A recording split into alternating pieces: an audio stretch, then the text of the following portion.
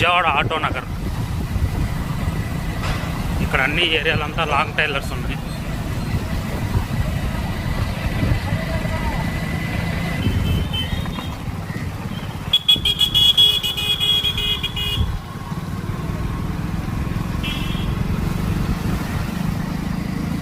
ఇక్కడంతా పాత cabins, accident అయిన వెహికల్స్ అవన్నీ కూడా ఇక్కడే ఉన్నాయి.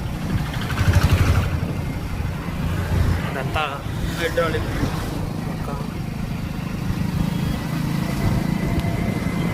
ఇదంతా కానూరుకి దగ్గరలో, ఇదంతా ఆటో నగర్.